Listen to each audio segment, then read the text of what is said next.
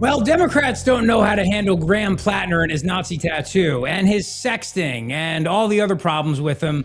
And no, a vegan will never get elected in Texas, bottom line. Welcome back. Here we go. Let's do it. Let's go.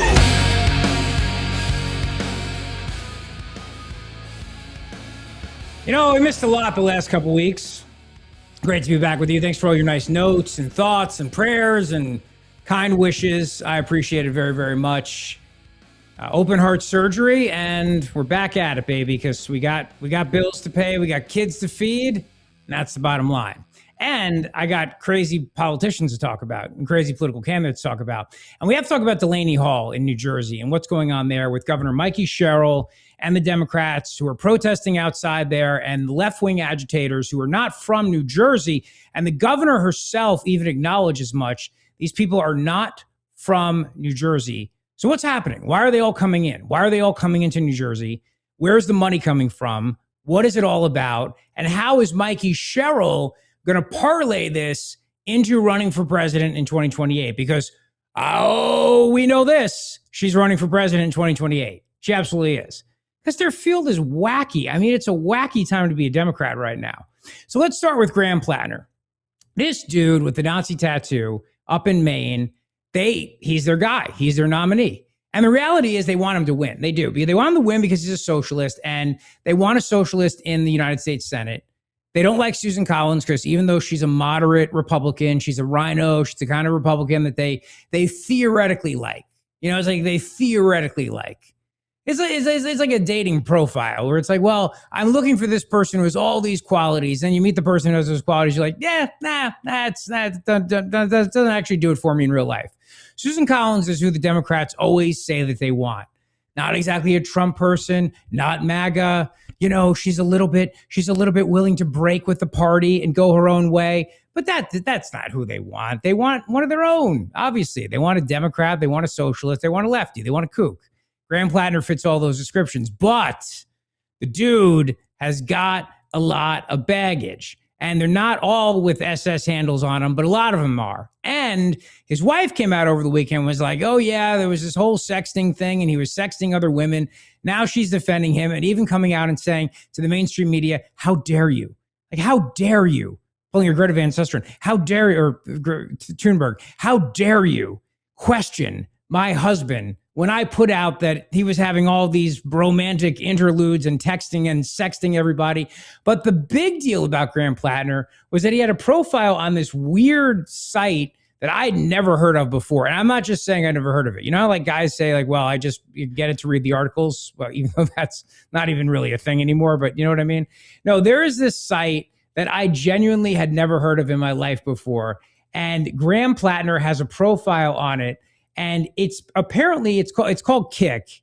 And it's apparently the kind of thing where if you go on there, you have the ability to talk to people who are underage. And it's used by a lot of people who, I'm not saying that Graham Plattner was using it for that reason, but I'm not saying he wasn't using it for that reason. In other words, I don't know exactly the reason why Graham Plattner was using it. I just know that Graham Plattner was using it. So he had an active profile on the Predator's Paradise messaging app known as Kick. And it's as scary and gross as you would imagine. Like Kick. And you say to yourself, why doesn't this stuff come up at opposition research? I mean, the Democrats are sitting around the table. They're going, we have a chance to win the U.S. Senate seat here. Susan Collins is not exactly MAGA, so Trump's not going to come in for her. It's not like her base is going to, she doesn't really have a base. This guy has he was in the military and blah, blah, blah, but all these issues. So when you're sitting around the room, you're doing the opposition research. How does this stuff not come up? The reason why is because they never took his campaign seriously. They didn't think he could win, but they didn't value the way the socialists would rally around him because he's a socialist, because he has socialist ideas. So in their mind, they didn't think, Graham Plattner could win, because in their mind, they didn't think the power of the socialist base. But you just had another socialist win a Democrat primary outside of Philadelphia. And there was a story in Politico over the weekend. The socialists plan to take over the swing states. So now it puts guys like Cory Booker, Count Grant Sangela, Spartacus Booker, and the Tears of Rage band. Like, what does he do? What does he say about Graham Plattner? But if you listen closely to Booker's grandstanding, you find out at the end of the day, when all is said and done, Cory Booker, like all the other Democrats, are going to be there for Graham Plattner. Don't doubt it. Marquee Senate races, of course, is in Maine, where the Democratic nominee, presumptive nominee, is Graham Plattner.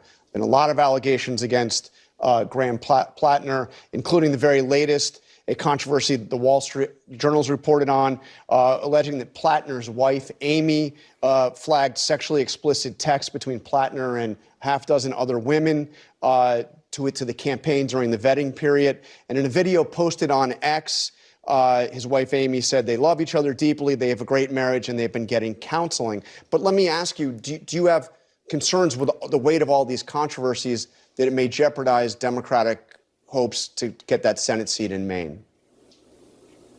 Yeah, I have concerns. That guy has questions to answer, and that's what campaigns are for. But when I go all over New Jersey and see hundreds and hundreds of thousands of New Jerseyans losing their health care and millions more seeing their health care costs go up, as I have families who say I can't afford gas for my car and childcare for my children, I know that so much is riding on Democrats taking control of the Senate, that this election, if we do not get the votes necessary to take care of the House and the Senate, we will continue to have an out-of-control president. And I'm going to tell you right now, as he is a lame duck president, he's becoming more and more dangerous. Just look overseas at the war we're in, the lives being lost, the billions being spent, and now he is shamefully trying to crawl back and try to get us back to where we were before the war even started. This man is dangerous, and it's time that we take back the Senate, and that's what I'm focused on. Translation, I don't give a blank about anything in Graham Plattner's past. I don't care about his Nazi tattoo. I don't care about the sexting scandal. I don't care about what he said about women being raped. I don't care about any of it. We want to win, period. That's it. That's your answer. They want to win. It's not, well, actually, Susan Collins is my friend. She crosses the aisle. She's one of those rare Republicans that's willing to cross Trump.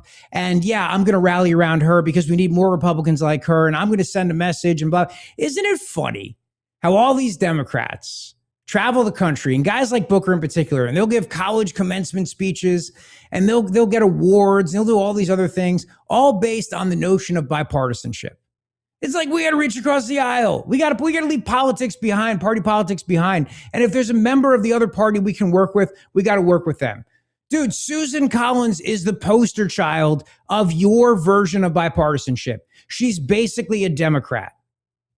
But they're full of crap when they say those things. What they want is power. They want 51 votes. They want the majority. It doesn't matter if they have a Democrat they can work with. Hell, they want to kill a Democrat that they literally a guy in their own party by the name of John Fetterman, because John Fetterman crosses the aisle. But they'll keep him if they can, because if they need that 51 votes, they'd rather have it with John Fetterman than not have it, because he caucuses with Democrats. He may sound like a Republican a lot of times, but he still votes like a Democrat, and most importantly, caucuses like one.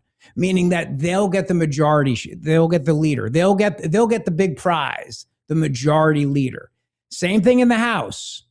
So when you hear these guys with their pompous nonsense about forget party lines, we got to move beyond labels, no labels. Remember the no labels movement years ago?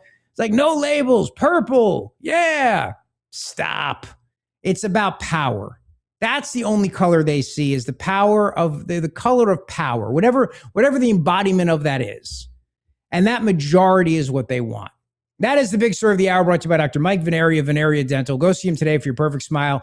I've missed seeing you, and Dr. Mike would love to see you as well and give you that beautiful smile as we get into summer vacation season, baby, and time to make some memories and take some beautiful pictures that'll be around for a long time to come. So reach out to him today by going to veneriadental.com. He's not the only one, by the way. I mean, Chris Murphy of Connecticut, one of the dumbest United States senators on the mainland of the United States, Chris Murphy, he also doesn't know how to deal with Graham Plattner. But when it comes down to it, all of these guys want him to win. It doesn't matter. Nazi tattoo, sexting scandals, saying women need to close their legs to avoid getting raped and stop drinking and all the other things he said. Doesn't matter. It's about winning. See, like I told you that at one point there was a never Trump movement, who were people who were dedicated to making sure that Donald Trump would not win. And they were willing to let a Democrat win. because that's how much they were dedicated to their cause. These Democrats who for years and years have said, we want a Republican who's willing to work with us, they're not really dedicated to that cause of bipartisanship. They want to win to the point of electing whoever the person is with a D after their name, period. See the principles go right out the freaking window. Here you go. The campaign for Graham Plattner confirmed to CBS on Saturday that the Maine Senate candidate had sent sexually explicit texts to women other than his wife. This is in addition to other past controversies. Does he pass the character test? Yeah, I mean, I have not followed this story as closely as others have, but I mean, Graham Plattner is somebody that served our country. He served his community. He's also made mistakes, and he has admitted that. Character also involves standing up to people who are bankrupting and corrupting this country. And this race is going to be a contrast between somebody that has put his life on the line for this country against somebody that is literally empowering the moral hollowing out of our nation from the White House. So he certainly admitted that he has made mistakes, but I think this is going to be a pretty clear contrast in Maine. So you're voting for him. So all those mistakes aside, you're still voting for him. But don't you love how they all do the dodge game? It's like, well, but just come out and say it. He's a Democrat. We want to win. We want to take the majority back. We hate Trump, so it doesn't matter. You could literally give us a guy who's a convicted, like all the things that we said. I mean, you could give us a guy who committed every crime in the book that we were going after Trump for. We'd still vote for that person if it meant stopping Trump. They have no principles whatsoever. Graham Plattner is the ultimate test of that because he's not running against a MAGA Senate candidate. He's running against Susan Collins. So they don't care about bipartisanship. They don't care about reaching across the aisle. They care about one thing, and that's stopping Trump. And Plattner's also a socialist, and they like that too. Andy Kim, the senator from New Jersey, bug-eyed when he was asked about Graham Plattner. It's like, Graham who? What? Me? Who? What? And the Wall Street Journal and New York Times reporting that last August, Democrat Graham Plattner's wife told his campaign about sexual text messages she had found between her husband and other women early in their marriage. And they were married in 2023. The Times says Plattner exchanged messages with as many as a dozen women. And his campaign said, no, it was up to 6. In a statement, Plattner's wife said she feels betrayed by the ex-campaign aide who revealed the information and that the couple went to counseling. Do you have concerns about Graham Plattner? Well, first I'll say is, I've been very much focused on the crisis in my home state, so I haven't been able to focus as much on this. But right now, this information's out there with any campaign in the country. The character and the transparency about the different candidates is going to come out. That's part of a campaign. And the voters will decide what it is that they ultimately think in terms of their ability to trust those candidates. What do you think? Well, look, right now, for me, I have not met him. I've never talked to him yet. I don't know who he is. I've never heard of the guy. Graham who? Graham Cracker? Is he one of the Keebler elves? Huh? I don't even know what Maine is. Is that a state? Is that part of the country? Did we make Maine a state? I didn't it's news to me. Of everybody, oftentimes people are like, oh, I'm just hearing this for the first time, right? They're yeah. It's very clear. Like every time Andy Kim answers anything, it looks like he's hearing it for the first time, right? He's like inputting the information. Like, what is she saying? Like, what is she asking me? But he always looks like are you going to the State of the Union? The State of the Union. Huh. Yeah. I've never. I don't know what that is. I'm not sure. It's just blank. Is that the Rose Garden? Is that a place? Is that a garden? What are roses? Are they? I don't. Listen, it's very possible that he's the second dumbest mainlander, but it's also possible he's the worst staff work, right? That just everybody that works for him is just not preparing him for any single interview he has that day, right? Like, it's just like he's not even on the list of stuff he was ready to talk about. He walks out of the interview and he goes, I have the worst effing staffers, and just puts his head down. I pulls a George Bluth, or just, I have the worst effing staffers. Couldn't somebody have told me about Graham Plattner, please, before honestly, I did this national TV interview? Just looks confused. I love it. Also, like, I don't even know what I'm. Am I a senator? Am I? I'm sorry. Am I a U.S. or a state senator? I gotta check my calendar if I'm supposed to be in Trenton on Monday or Washington, D.C. on Monday. I know it says Capitol Room. They're on the same route. I get confused, Yeah, I don't know which Capitol building, so I'm not quite sure which one to take. And nobody knows who I am anyway. Cory Booker gets all the attention, so I'm just gonna sit here and nod. Rich, one other one. Can I say what is Dana Bash's? What are these glasses? She looks like the Unabomber. Right? Like these 1970s, like. Oh, yeah. What do we? If you're watching on our YouTube show, youtube.com/@RichZeoli, where I'm currently showing my open heart surgery scar, you can see Dana Bash's glasses, which look less hideous, actually more hideous than my scar.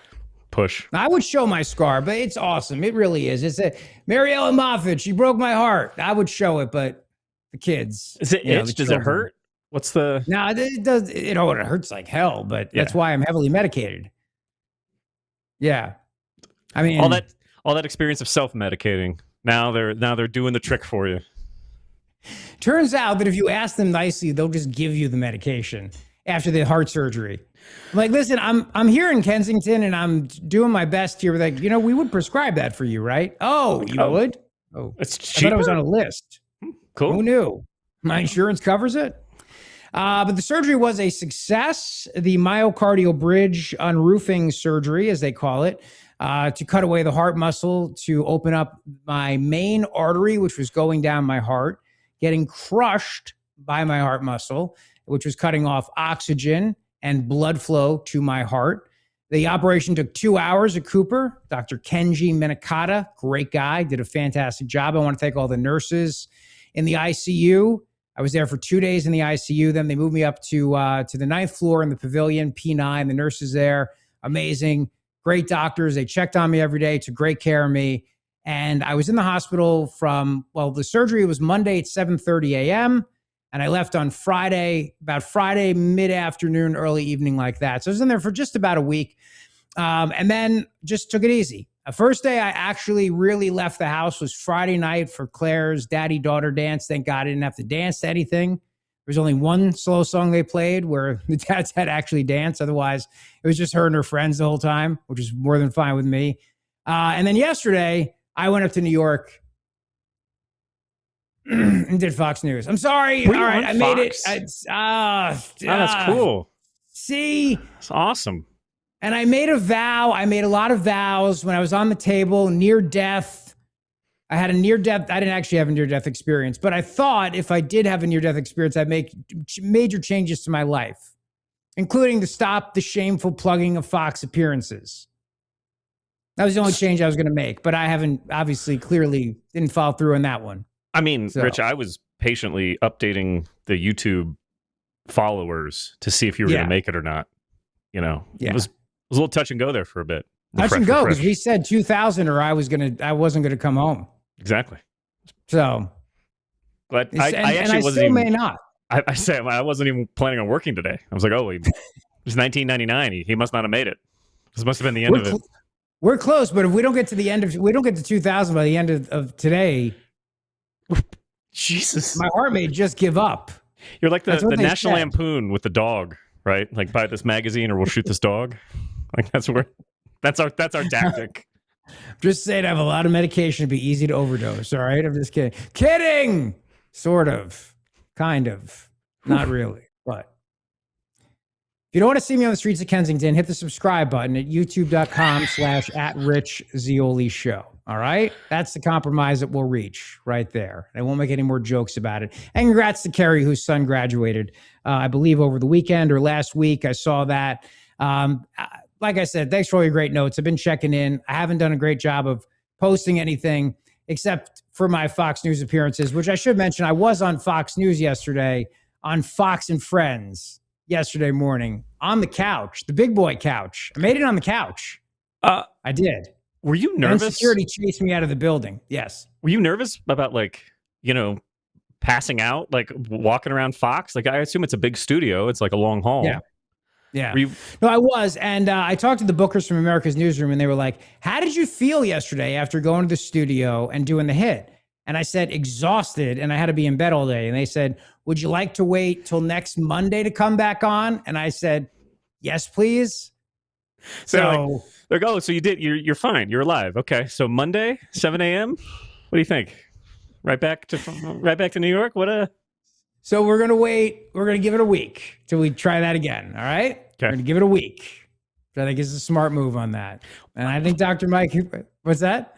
Fox is probably very used to guests recovering from heart surgery. That feels like right in their wheelhouse, right? Like that just feels like part of their. I think it's mostly audience members recovering from heart surgery. It's not, no, it's not. It's not the staff. Not the staff. It's so not much, Brit Hume. Okay. No. But I do want to thank my buddy, Dr. Mike Veneria, for his continued support of the show. And, Mama Zeoli was here helping out, watching the kids the last couple of weeks. My parents were here. They spent a lot of time with the kids, a lot of great time with the grandkids. And Mama Zeoli discovered Dr. Mike Veneria for our family. And I would love for you to discover him for your family by going to veneriadental.com. VANARIA, veneriadental.com. Why is he my dentist? Well, for me, it's about reputation.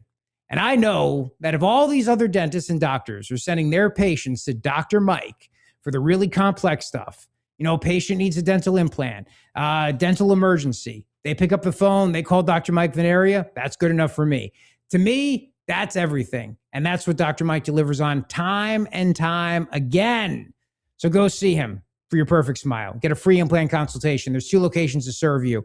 And remember, it's not about cost. These chain dental offices out there are popping up everywhere. It's about care. It's about compassion. That's the difference. That's the Dr. Mike Veneria difference. You go to one of these chain dental offices out there, they're paying for national TV advertising. Dr. Mike's supporting this show. Believe me, it's a much lower budget. But the level of care and the level of quality he delivers is better than those national chains. And I know this personally because my wife got a beautiful smile upgrade last year when she needed new veneers, and Dr. Mike gave her beautiful new caps, and her smile has never looked better. So reach out to him today, veneriadental.com. All right, some other things I wanted to get to. What was amazing to me is that while I was out, the whole Jill Biden story came out about her husband and the debate. Why we're still talking about this is remarkable to me. It really is. But my theory is that the Democrat base right now is still so freaking angry at how they didn't get to pick their candidate in 16, 20, 24, and they're still furious. And they're very worried right now that the Democrat base is going to continue to go down the road of electing socialist kooks and not go with who the party elders tell them to go with. And I think this is a last-minute ditch, a last-minute attempt to hold on to power by people like Jill Biden, who actually run the party. It's this whole idea of coming out and saying, we had no idea. We were as surprised as you were. She says, I thought he was having a stroke during the debate. No, you didn't. And everybody knew what that debate was about because I said it the day before, the couple days before leading up to it. I said, this debate is all about showing America that Joe Biden is not ready to run for president. He can't be president. He can't do it. He can't be president. And it's to show America this so they can still swap him out before the convention in August. And I said that to Mike Emanuel on Fox News days before the debate. I said, what are we doing in the debate here in June? Why? I just dropped kids off at summer camp, managed to put a tie on. But the reason why we're still talking about this now is because the superdelegates, who are the people that actually run the party, they're really worried that they've lost control and that AOC, Bernie, guys like Graham Plattner, all these other people, that they're now in charge. I mean, AOC is the one who is capturing that anger of the Democrat base and channeling it into election success. People that are winning in the suburbs of Philadelphia, like the socialists who just won in a Democrat district, this is the national movement. When Politico's writing about the socialist takeover of the swing states, they're feeling really, really good right now. But you see the party elders, the leadership, the superdelegates, they're all worried that none of these people can win in the general election. So they're trying to stop them. But they've lost all credibility. Chuck Schumer lost all credibility with the base. So then they roll out Dr., you always have to say that by law, of course, Dr. Joe Biden. So that Dr. Joe Biden can say, I can't believe it with Joe. I had no idea. And he was fine after the debate. I mean, he was totally fine. He was fine. I mean, he was fine. It was inexplicable. But what if that had happened during a meeting with foreign leaders or something like that? It did. I don't know how to answer that. Because it happened all the time with foreign leaders. It happened everywhere. That's the whole point. It was happening on a daily basis. It's why you never saw Joe Biden. It's why Joe Biden was never around the press. It's why they would drown him out with orchestra music when he would speak to the press. That's the reason. That's why. And the debate was a setup to get him out of the race because he couldn't win. Because the American people, not only were they seeing how bad he was, but remember how bad the economy was back then. It wasn't just high gas prices, which, yeah, are a concern for Republicans going into midterms, but it was also inflation. It was also the cost of living. It was everything. And Biden was a terrible candidate. And they were worried about down ballot, disastrous results everywhere across the ticket. But now they're trying to play this game. And at the very same time, they're also admitting what we all knew. He wasn't really in charge. When you've got Jill Biden, Dr. You have to say that by law, Dr. Jill Biden, out there defending the Hunter Biden pardon. Doesn't she sound a lot like Edith Wilson to you? The person actually running the country after her husband had a stroke? Because Edith Wilson was president after Woodrow Wilson, the worst person ever, had a stroke. And she would go down and she would meet visitors and she would do all the business of the president. Everybody knew she was really running things, but it was fine because Wilson's people were still there and they were in charge and blah, blah, blah. Jill Biden is basically effectively admitting she was president. President Biden had said that he would never pardon his son. He did. And then he pardoned him. Did you urge the president to think again about that? Well, you know, Joe said in the beginning, I won't pardon Hunter. I won't pardon Hunter. And then... and did you say... And then the Justice Department changed. And I think that the process was not fair to Hunter. Oh, I think you're not president. Listen, I'm no constitutional expert, but last time I checked, the president has the power to pardon people, not the first lady, even if they have doctor before their name. And by the way, thank God the doctors who operated on me were actual real doctors and not like Jill Biden doctors. But that's the point. I think, see, she's acknowledging what we all knew. She was running the show. Remember how she would talk during cabinet meetings and that all was coming out. So but the other reason why Joe Biden had that disastrous debate performance is because the Obama podcast bros said to him, get out of the race now, while we still can make a swap, or we're going to destroy your legacy. Get out. Otherwise, he never would have left on his own. Never. If they did not have the Hunter Biden laptop, if they did not have the ability to blackmail Joe Biden into getting him out of the race for president, Joe Biden would have stayed in. But they had the Hunter Biden laptop and everything that was on there and everything about Ukraine and Burisma and everything that connected Joe Biden to his son and 10% for the big guy. And that's why when the Obama podcast bros wrote that piece and they said, this is your choice, old man. You can go out a legend or we'll destroy you. That's what they meant. We'll show everybody the corrupt SOB that you are. You're going to lose anyway. But you also then might have to face criminal and maybe some IRS issues, and your whole family will. And wink, wink, nod, nod. You have a chance to save your family too by getting out, because you can ultimately pardon him, in which case you're not just pardoning Hunter, you're pardoning yourself. Remember, I always told you the pardon for Hunter Biden was a pardon for Joe Biden. Because if you can't go after Hunter, you can't go after Joe. You can't go after the big guy, because all that stuff with Hunter Biden has gone away. So then it goes away for Joe Biden. And they knew that as well.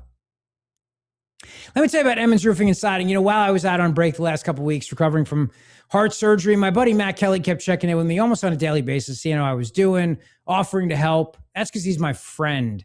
You know, it's so great when you become friends with the people who sponsor the show, the podcast. It means everything.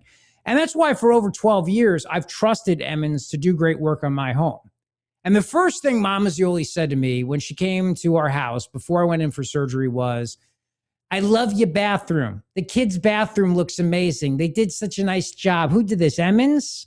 I said, yes, Mama Zeoli. Emmons did this bathroom. It's beautiful, honey.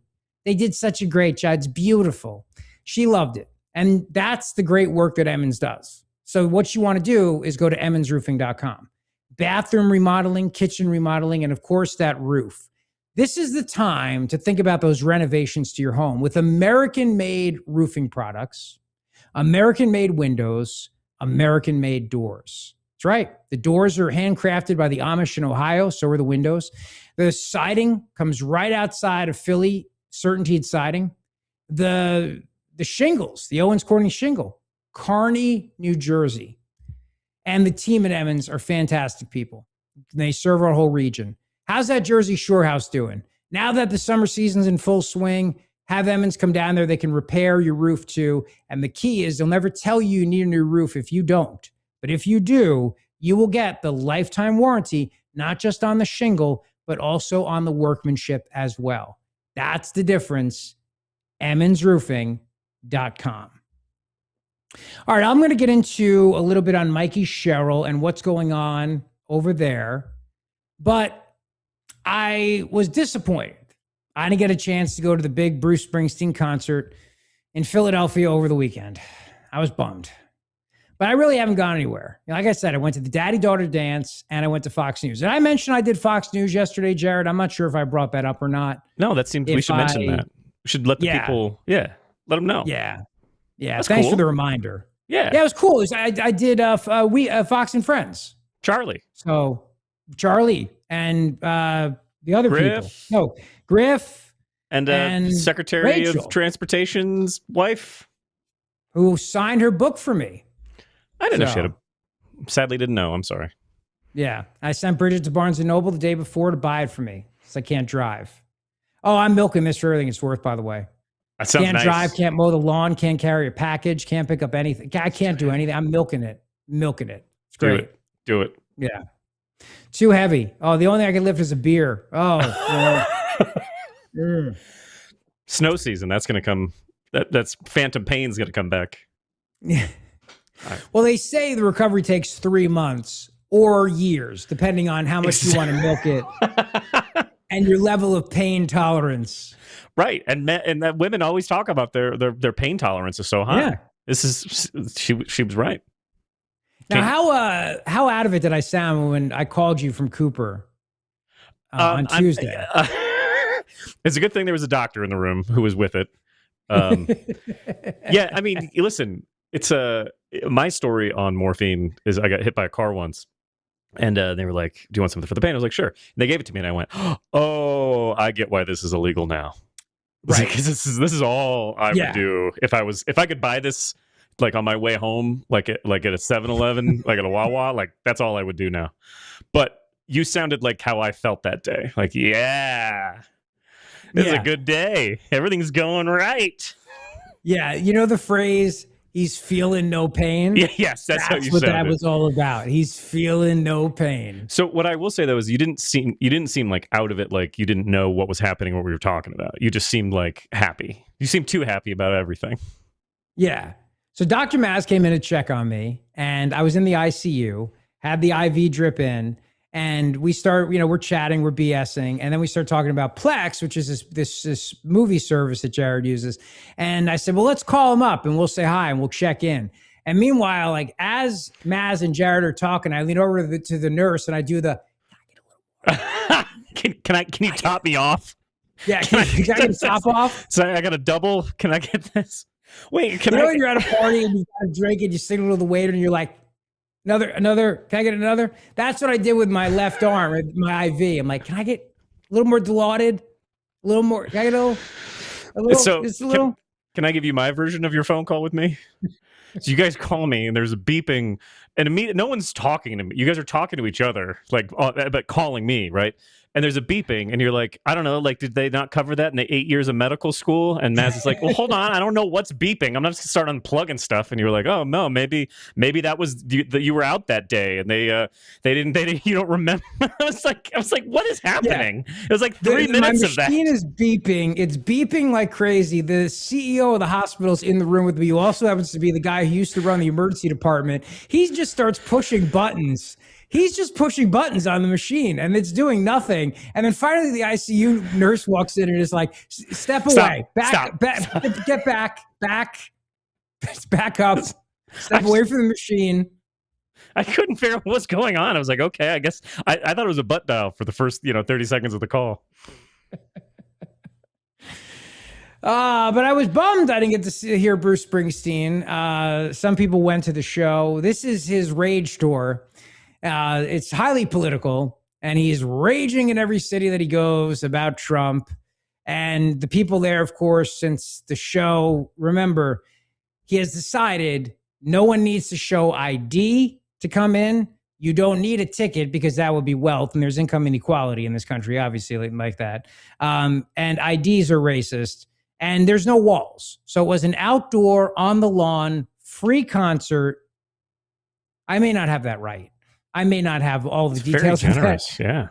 That may not be totally accurate. Good for him. Yeah, that's the way it should be. I mean, based on this, it should have been done in a field at some high school. And it's like, hey, first come, first served. But instead, it was inside a heavily guarded arena with very expensive tickets and concert goers who had to go through multiple layers of security, obviously, and show that they had their proper documentation.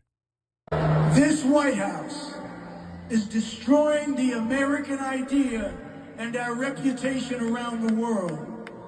We stood as a beacon for hope, liberty, and freedom around the world, an imperfect but strong defender of democracy, standing for the global good.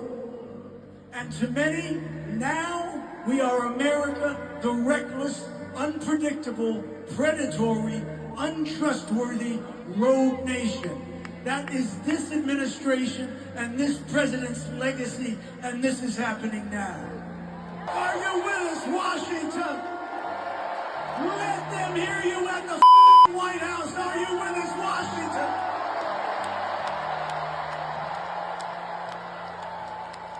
They can't hear you because you're indoors. They can't hear you because you're inside a heavily guarded concert arena with people who had to spend thousands of dollars on a ticket to go in and listen to you ramble like a rambling old man yelling at a cloud. You see, they couldn't hear you. If you had done it outside for free at a park or done it like a Lincoln Memorial or something, it was like, just come, and then maybe they could have heard you. But they couldn't hear you because it can't go outside the walls of the concert arena. So I just wanted Bruce to know. Concert arenas notoriously non-soundproofed structures, right? Like, I used to, when we'd go down to the center, I was like, oh, Bruce Springsteen's. Let me just stand outside in the parking lot because the sound is so good outside of the Wells Fargo or whatever we call it. It's not a drive-in concert where you can listen on your car stereo. Wait, if you could get as good a sound just right outside the building, I wouldn't pay for any shows. I would just go outside with a, brown bag it up. Yeah, we're gonna tailgate in the parking lot. Are you guys going in? Why? What's the point? You hear just as good outside as you do inside. It's just thousands of dollars cheaper. And it's easier to get out because once we see people start to leave, we just turn the car around and go. It's already idling, baby. It's ready to go. So no, Bruce, they couldn't hear you. Shock news on that point. As we continue along here, I made the point yesterday on Fox News, 18th time I plugged it. Sorry, I've lost count. This will get better, I promise. As the healing goes on, the shameful plugging will... What? There's no correlation. I was saying, what, that's going to go up or down? I didn't know which way you were going to say. Yeah, I know. It might probably going to get worse, actually. At least I can blame it on the anesthesia. Like they say it's for every hour you're under anesthesia, it takes a week to get out of your body. So I have this week, I can say, oh, did I mention I was on Fox News on Sunday? No. And then, stupid anesthesia. Right? Exactly. Gotcha again. The point I made was that Texas will never elect a vegan. He's now claiming this to Talarico guy, James Talarico. He's now claiming that he is not a vegan, was a vegan, but apparently his girlfriend who came out is a vegan. And I said yesterday, it doesn't matter whether or not you are a vegan. If your girlfriend's a vegan in the cattle state of Texas, that's still a problem for you. It's still a problem for this guy. He's getting ratioed because he said meat consumption is existential. And he was wearing this Texas state flag like a skin suit while devouring a massive rib. And he had it wrapped in a napkin, and the whole thing looked so staged and performative, and it didn't even look like he was eating it. And when politicians pose with food, it's like guys sending blank pics. You know what I mean? Don't do it. Just don't do it. Chuck Schumer with the burger. Remember the time he had that burger that was rare, completely frozen solid on a grill with a slice of cheese on it. A politician with a piece of food is the equivalent of a guy sending a dick pic. Bottom line, had to bleep that. Sorry, earmuffs, kids. That's the equivalent of it. And the minute a woman sees it, she goes, "Oh God, why? Why? There's nothing good comes from this, and nothing good comes from that. Nothing." And by the way, his is a lot smaller than that, just for the record. But it looks like he's compensating for it. If you're watching, James Talarico holding a gigantic, what is that? Pork rib? It's got to be brisket. Yeah, I mean, Do you know? I guess. So your point is, men in general, especially politicians, don't tweet out a picture of your meat, regardless. Yeah. Right. Yeah. Right. That's just a full stop. No meat pics. Here's my advice, both as a man and as a former political operative who's advised candidates running for every level of office, including President of the United States. Don't send meat pics, period. Okay? Don't pose with your meat. Don't whip out your meat. Don't show us your meat. We don't want to see your meat, okay? Don't show us eating your meat. Don't show us licking your meat. Don't show us flipping your meat. We don't want to see it. That's the Zeoli axiom for political campaigns, okay? We should get shirts.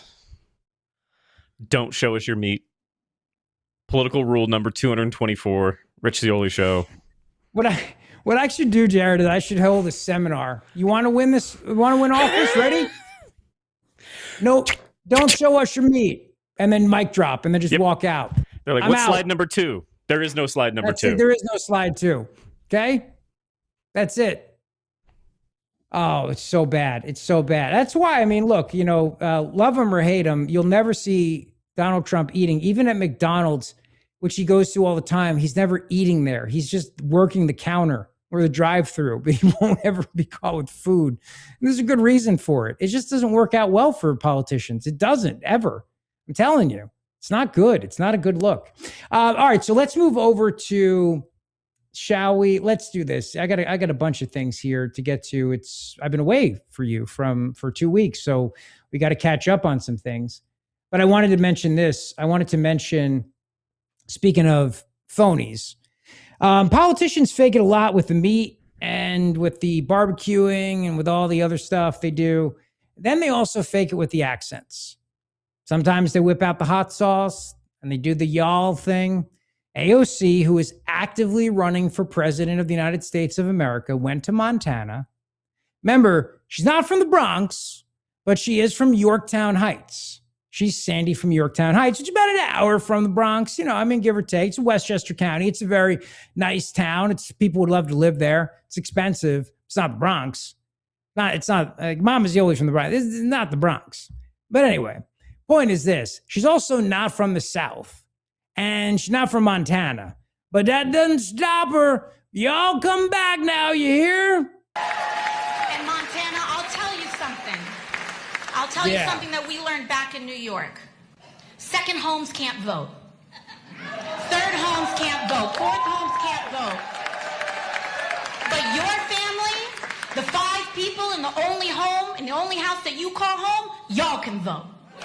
Y'all have a vote. So now the question before this state is... Y'all can vote now. So doing her best Foghorn Leghorn impression. But you know what I wonder? I've been thinking about this a lot lately. I really have. This is America's 250th birthday. And in the course of being out for 2 weeks, I spent a lot of time what I'm supposed to do, which is to just rest. I had a sternotomy. So they cut my sternum. That means they cut your chest wide open, which I have, like I said, a cool scar. Marielle Moffat, she broke my heart. It's a great scar. At some point, maybe I'll show you. But I've been resting, but occasionally I have to get out of the house. I have to take a 15-minute walk a day. I got to work on, I have my respirator thing to keep my lungs going. And I would run some errands. Like I took Patrick and his buddies to see the new Star Wars movie that came out, The Mandalorian and Grogu, and took my dad out to lunch. And you got to get out of the house a little bit. Went into Home Goods, noticed a lot of America 250 stuff. Plates, napkins, doormats, all this other stuff, flags. And it seems like the America 250 thing is something that companies are embracing. Corporations seem to be embracing this. And in the back of my mind, since I'm not working, but I'm always working, I keep thinking, how long until the blowback from the left on America's 250th? Like, how long until they start whining about how we should not be celebrating? Because as of right now, we really haven't heard a lot, but we're getting close. Now we're getting into June, so July's right around the corner. And the question is going to be for AOC, for America's mother-in-law, for all these people, are they going to embrace America's 250th? Are they going to be embracing this big anniversary that we have, this big birthday party? Or are they going to be whining about how far we still have to go, how horrible we are, our racist past, blah, blah, blah? Well, for a preview of that, let's turn to MS Now, Ali Velshi. In 1 month, America will mark the 250th anniversary of its founding. Like previous anniversaries, there is a deep unease about this. I feel a deep unease about these celebrations to which I am invited to mark the 250th anniversary of our so-called democracy. Because this 250th anniversary is taking place during yet another period of deep and fundamental and existential unrest in this country, brought on by the country's unresolved racial politics. That's what this is. Women and black Americans have seen their rights taken away. The Voting Rights Act has effectively been gutted. A number of states are continuing to gerrymander their congressional maps ahead of the midterm elections, with the explicit effect of taking away political power from black Americans. So you're not getting the 250 napkins? Huh? Is that what it is? You're not going to do, you're not doing the 250 cornhole set? No? Did he say so-called democracy? It's like, what? Yes. It's like, what are you talking about? This so-called democracy. Like, dude, first of all, we're a constitutional republic, but if you're trying to be use it as an insult, like this so-called democracy, Like, okay, also, all right, let's look back. The 100th birthday, okay? 1876. Women and blacks couldn't vote. 150 or 200th, right? Like, you go through the years, and like, it is the time where the most amount of our people have been able to vote in a democracy. And you're like, this so-called democracy. Like, this so-called democracy stinks. I'm not buying the America 250 commemorative poster board. I'm not buying the tablecloth. No. You walk up to the Home Goods counter, you're like, keep it. I'm not buying this. so-called democracy. And the woman behind the black woman behind the counter who can vote is like, I'm all right, jerk. Now I got to go put it back, I guess. And they'll she out, you know? Do you think he just walks around with a mic so we can just drop it? They'll she out. Because they do have a lot of cool stuff for America's 250th. I was looking at they have the cooler, the pitcher, the beer pong set. The America 250 beer pong set looks fun. They do summer well. They got good summer stuff. Yeah, they do summer well at these stores. Yeah, and of course now we have brands putting out their America 250 beer, bourbon. With not saying that I've been spending a lot of time in the liquor aisle of the stores, but if I were, your Amazon cart must be full with 2 weeks of just scrolling and shopping. Instagram marketing's got you down. Like I'm sure there's I'm sure packages have just been hitting the porch. Oh, speaking of which, Porch Rocker. It's the America 250th commemorative rye whiskey. Adirondack. Yeah. Get it? But no, I mean, I think America's 250th is going to be well celebrated. We got the UFC fight on the White House lawn. They're starting to build a stadium, so people are freaking out about that. We got the NASCAR, I think, in D.C., and then, of course, all the celebrations and all the things that will be happening. But I am curious to see how the politicians who are running for president are going to handle this. I really am. So let me know what you think. What's your prediction? We haven't really heard much yet from the likes of the AOCs of the world. Will they or will they not? And we'll put a poll question up. Will they or will they not embrace America's 250th? Or will they pull an Ali Velshi and basically be like, this so-called birthday, this party stinks. I'm out. Let me know what you think. As we continue along, and please hit the subscribe button and the like button. Remember, youtube.com/@RichZeoli Show. And of course, Spotify, Apple, back on iHeart, back on all the major platforms after moving things around, and here to stay. And of course, on the Great Talk Radio 1210 WPHT. But if you're listening on the radio, please also subscribe to the podcast. I would appreciate it. The one thing I know is that this show is growing every day thanks to you, and we appreciate it very much. Stephen Colbert's show, not so much, and was losing a whole lot of money. So Mediaite had this story that CBS threw obvious shade at Stephen Colbert, the fact that he was losing the show $40 million a year. Without saying it by name, we're proud to partner with Byron Allen on a new business and programming model for late night that proactively addresses a network daypart that was cost prohibitive to continue, the network said in a statement. With this time-busy model, we have shifted an hour that was losing roughly $40 million annually to $15 million in profit, a $55 million swing. The statement was shared with Variety and several other trades on Thursday. And I actually heard the clip of what Byron had to say about this, and he's like, come on, man. My job's to make these networks money and to save them money. And my job, that's my job, and I'm doing my job. But the reality is this: if the audience was there, they wouldn't have been losing money.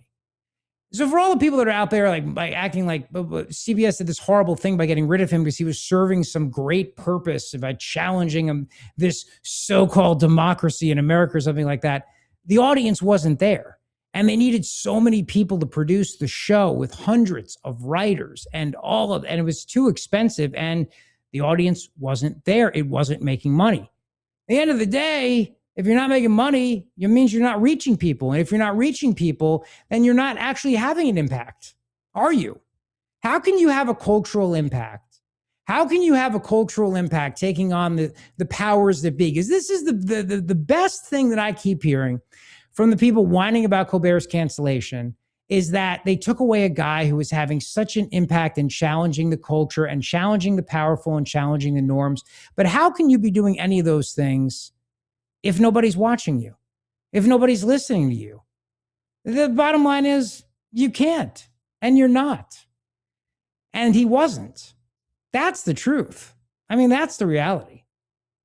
So good riddance to him, and now they're going to make money in that time slot, and he won't be the last to go. And the models are going to be changing every day. Oh, and by the way, Earth's days are getting longer. I did want to mention this, and I know I said I'll get to Delaney Hall, and I will, but a day on Earth is getting longer as the planet's rotation slows. A change of milliseconds means that right now our days are going to be a little bit longer, and that's a problem for GPS, navigation apps, and satellites. So the good news is the days are longer. The bad news is we're going to have all the fear-mongering over Y2K again. Do you remember the fear-mongering over Y2K, Jared? How could you forget, right? No, I mean, okay, hold on. In defense of government for a second, they actually fixed Y2K. Right? It wasn't fear-mongering. There was a problem, and they worked with companies, and they actually addressed it. They addressed it, and then so it never. But like there was a lot of like it's going to be crazy. But like they addressed the problem and they fixed the problem, and they should have never told anybody that it was a problem, and then we wouldn't have known about it. But whatever. Yeah. So there, yes, in defense of government, they actually addressed the problem with tech. All right. But I remember it. Do you remember the commercial there was running? It was a guy that logs into his bank, his ATM at 11:59:59, and then his like account surges up and he removes like $50,000 and he's like Y2K. I don't remember what that was for, but I enjoyed all the Y2K nonsense. We should see if we could try to find that for tomorrow's show. Also, there was a horror Newman movie. Price made a song. I forgot to send it to you, but we'll play it for tomorrow's show too. He made a recovery song for me that we can play on the show tomorrow. Yeah, right on. Thank you, Newman Price. Happy to play a song that we're not going to get flagged for. There was a movie Y2K where all the robots went crazy. All the 1999 robots. It was great. Speaking of movies, you know, the Spielberg movie that's coming out, Discovery Day? Disclosure Day. It's getting good reviews. Yeah, I'm psyched to see it.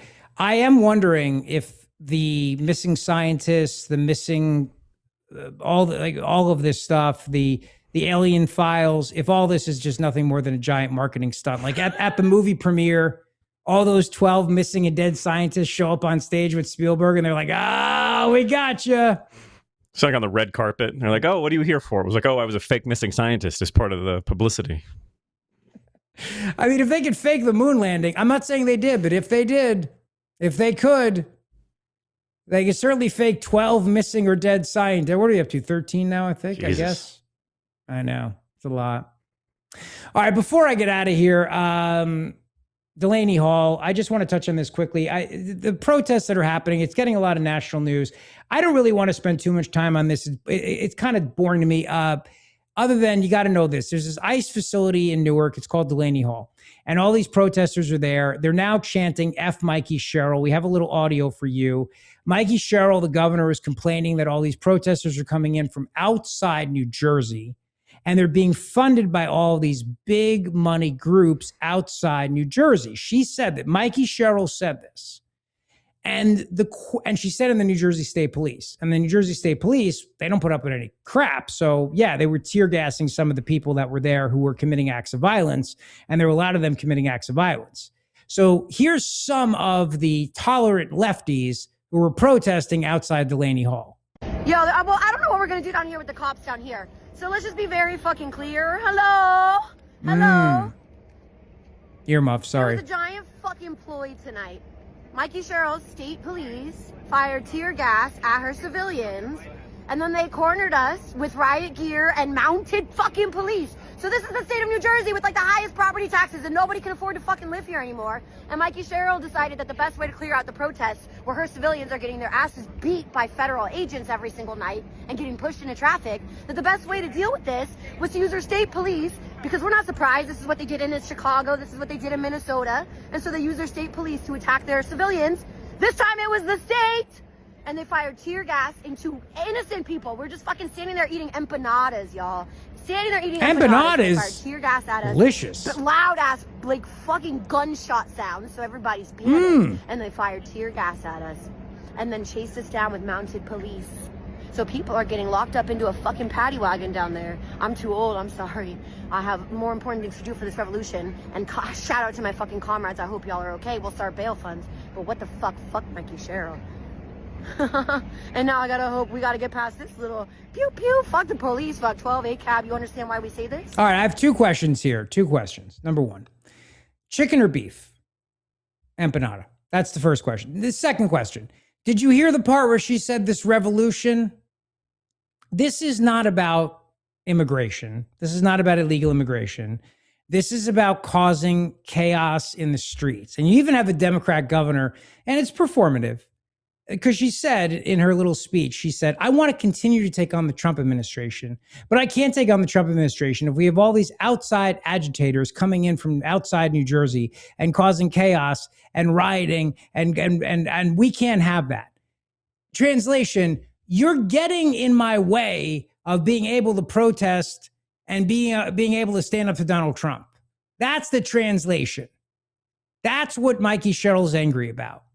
She doesn't care that they're out there committing violence and protesting. What she wants is to be able to control it so that she gets more attention as being the governor who's standing up to the president. She doesn't want the violence because it takes away from her and it makes it look like she can't control her own state of New Jersey. And she wants to run for president in 2028. The only reason the state police are there is because Mikie Sherrill thinks that she's got a pathway to the White House.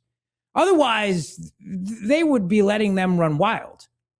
Antifa and all these other groups funded by this dark money, funded by these shadow organizations, and yes, being funneled into places from outside New Jersey, because who the hell would come here for our empanadas? I mean, as delicious as they are.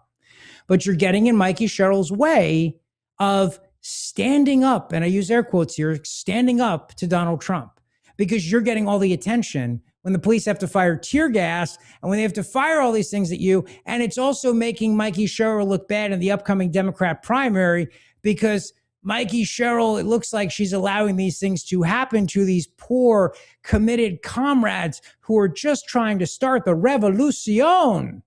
You see? That's what's really going on in Newark at Delaney Hall. Aren't you glad I'm back so that I can help explain this stuff? Yes, I'm glad to be back. And I thank you for listening. Again, thank you for your kind notes. Today's show stinks, but tomorrow we'll win a Marconi for it. No, I think it was okay, Jared. I mean, like on a scale of 1 to 10, it was like a 2. Do YouTube like, shows not bad. Get Marconis? Is that a thing we should be doing? Yeah. Oh, sweet. Something. At least a deal with Netflix like Charlemagne the God just got. I mean, we can get that. They're doing that. There's a lot of that. Oh, tomorrow. Just saying. Yeah. Tomorrow's show. This was a dress rehearsal. This was like watching your kid's 3rd grade Peter Pan play. It was painful, but you did it out of love and you got through it. And now you can't wait to get the hell out. And I understand. So I'm going to let you go. Have a great rest of your day. And thank you so much for being part of the show. And we'll see you tomorrow. And we'll promise to do better. Thank you. Let's go.